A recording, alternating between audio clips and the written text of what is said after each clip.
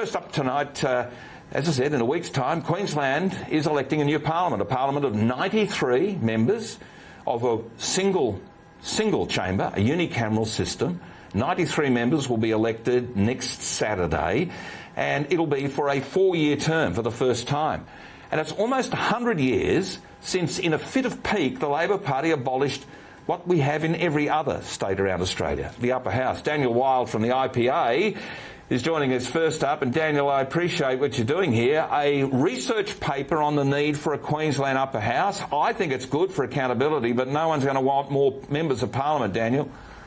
Yeah, g'day Gary, thanks for having me on. Yes, we're just up here releasing some very exciting research on giving regional Queenslanders a much louder voice in Parliament through a new upper house. As you say, it was 100 years since the original upper house in Queensland was abolished against the wishes of 60% of the Queensland population that voted against it in a referendum. Now, the key point here, Gary, is in the lower house in Queensland, the Legislative Assembly. 70% of seats are located in the southeast corridor of Sunshine Coast, Brisbane, Gold Coast, and just 30% of seats are scattered across the rest of the state. And this means that you have a small group of metropolitan elites, Brisbane-based elites, who are dictating policy around the state. Now, one way to resolve that is by having a new upper house, which has an emphasis on regional representation. And the benefit that we have in Queensland, Gary, is you've got the 77 local government areas, and one of the proposals we put forward is residents of each local government area should elect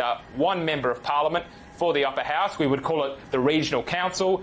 Those elected would be called regional representatives. And what that would do is it would significantly shift the balance of power. Instead of 70% of seats being in the southeast, that would drop to 45% of seats in the combined two houses of parliament, and places such as far north Queensland would see their representation increase sixfold. So this would result in a dramatic rebalancing of power away from the southeast and back towards the regions.